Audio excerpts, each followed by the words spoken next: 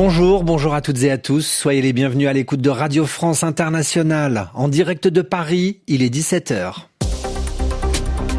Le journal en français facile. Adrien Delgrange. 16h en temps universel. Ravi de vous retrouver. Nous sommes le lundi 9 février. Voici les titres de cette édition. 20 ans de prison. Telle est la condamnation de Jimmy Lai. L'ONU, l'Union européenne, les États-Unis et de nombreuses ONG dénoncent, s'insurgent et critiquent cette décision de justice contre cet homme qui représente la liberté de la presse. Cette autre condamnation ailleurs sur la planète, en Iran, celle de la prix Nobel de la paix. Narges Mohammadi reste en prison. Nous serons à Téhéran. Et puis, retour dans ce journal sur la prestation de Bad Bunny hier à la mi-temps du Super Bowl. La star portoricaine a célébré toute l'Amérique, mais a aussi fait enrager le président américain. Voilà pour les titres. Soyez les bienvenus.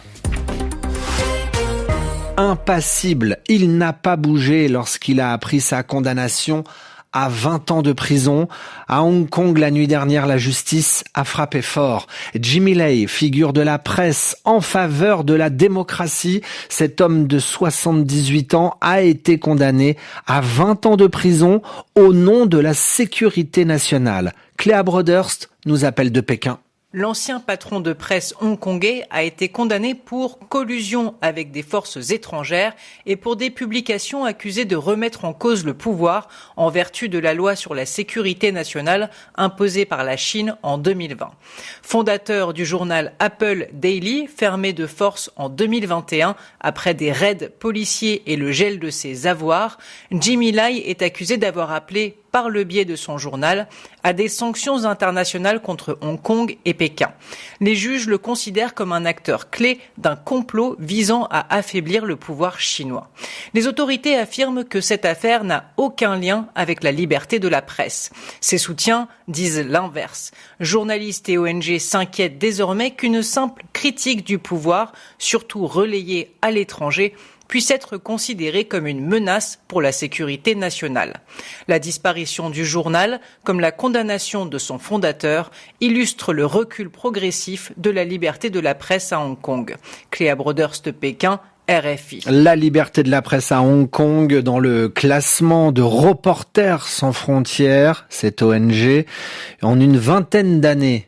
Hong Kong est passé de la 18e place en 2002 à la 140e place en 2025. Et puis enfin, quelques réactions à travers la planète. Une peine dénoncée par les ONG comme une attaque contre la liberté d'expression. Amnesty International parle d'une attaque de sang-froid. La condamnation aussi de Jimmy Lai est injuste selon Washington. Enfin, l'Union européenne appelle à sa libération immédiate. Et l'Iran, après la répression dans le sang, la répression judiciaire. Plusieurs figures du camp dit des réformateurs, de celles et ceux qui veulent changer la société, ont été arrêtés ce dimanche. Certaines personnes ont même été condamnées. Narges Mohammadi va rester derrière les barreaux. La prix Nobel de la paix a été condamnée à 6 ans de prison. Siavosh Ghazi est à Téhéran. Narges Mohammadi a été arrêté le 12 décembre dernier à Mashhad, où il s'était rendu pour participer à la cérémonie du 7e jour en mémoire de Khosrow Ali Khordi, un avocat défenseur des droits de l'homme, mort dans cette ville. Il a été également condamné à 2 ans d'exil dans une petite localité non loin de la frontière afghane qui compte environ 5000 habitants, mais aussi 2 ans d'interdiction de quitter le territoire iranien. Il y a une semaine, elle a entamé une grève de la faim pour protester contre ces conditions de détention. Cette condamnation intervient quelques semaines après le mouvement de contestation qui a secoué le pays, faisant des milliers de morts et de blessés. Elle montre la détermination du pouvoir judiciaire.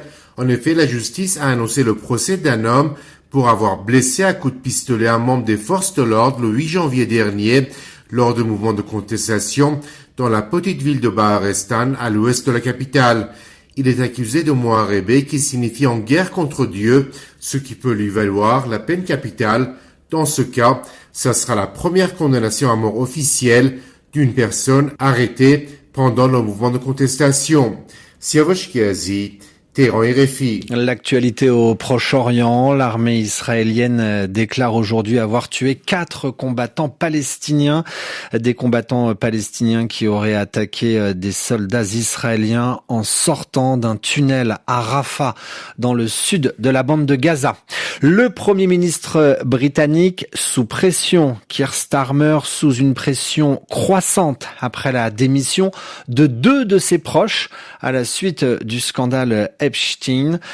Le Premier ministre britannique, pour l'instant, exclu de démissionner de son poste. Le journal en français facile. À 17h06 à Paris, son concert de la mi-temps du Super Bowl était très attendu et Bad Bunny n'a pas déçu. 13 minutes d'un très grand spectacle, de la joie, un message d'unité. C'est ce qu'il faut retirer de ces 13 minutes de show de la superstar portoricaine. Et puis il y avait aussi un match la nuit dernière à Santa Clara. Ce 60e Super Bowl a été remporté d'ailleurs par l'équipe de Seattle. Nous rejoignons à Los Angeles notre correspondant Loïc Piala. Bad Bunny a accueilli les téléspectateurs sur son île de Porto Rico, chantant au milieu des cannes à sucre son tube Titi Me Pregunto. Il a continué à voyager sur son île, dansant devant une petite maison accompagné de l'acteur chilien Pedro Pascal et de la chanteuse colombienne Karol G. Puis il a rejoint le toit d'une camionnette avant de se faufiler entre de faux buissons et de vrais danseurs et musiciens. Une scénographie d'autant plus spectaculaire qu'elle n'a été assemblée qu'en quelques minutes.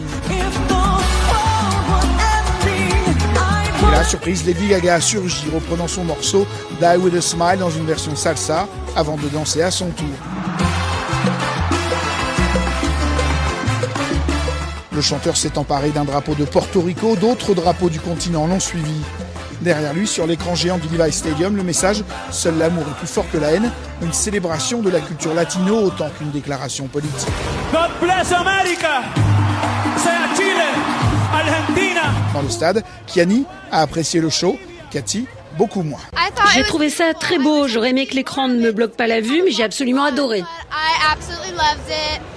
Je ne sais pas ce qu'il disait, il répétait je me disais c'est quoi ça? Loïc Piala, Santa Clara, RFI. Dans l'actualité française, ils avaient violemment frappé des gilets jaunes. Le procès, depuis ce matin à Paris, de 9 gendarmes. Le procès s'est ouvert. Il concerne 9 CRS qui avaient matraqué des manifestants dans un restaurant non loin de l'Arc de Triomphe. En plein Paris, c'était en décembre 2018, plus de 7 ans après les faits. 9 hommes devant les juges, tous membres à l'époque de la CRS 43, basée à Chalon-sur-Saône. Ils vont répondre pendant 3 jours de ces violences volontaires avec plusieurs circonstances aggravantes. Cet épisode de violence avait été filmé par des manifestants, des journalistes, mais aussi des caméras de vidéosurveillance. On referme ce journal en passant par les Jeux Olympiques. La suite des JO d'hiver 2026 Milan-Cortina. Parmi les épreuves au programme aujourd'hui, la danse sur glace en patinage artistique. Champion du monde en titre, le duo américain Madison Chock et Evan Bates devrait avoir un duo français comme principal concurrent. Guillaume Cizeron, champion olympique 2022, a lui changé de partenaire. Il sera accompagné par Laurence Fournier-Baudry ce soir, 18h20, temps universel. On est un jeune duo, mais on a quand même de la bouteille, je dirais. On a beaucoup d'expérience derrière nous. D'une part, il y a ce professionnalisme-là qu'on apprend à travailler avec quelqu'un. Donc, c'est pas seulement des qualités de patineur qu'on développe au cours d'une carrière, c'est des habiletés de partenaire. Et donc ça, je pense que quel que soit le ou la partenaire avec lequel on travaille, on est capable quand même, c'est une technique qu'on apprend. Et puis, c'est certain que notre amitié a participé grandement l'avancement du projet, mais pas que. Je pense qu'il y a une similarité, beaucoup de points en commun qu'on avait à la base sans vraiment le savoir. Le patineur artistique Guillaume Cizeron, propos recueillis par Christophe Diremzian. Ainsi se referme ce journal en français facile où que vous soyez sur la planète. Merci de l'avoir écouté. Radio Foot International est à suivre sur la radio mondiale.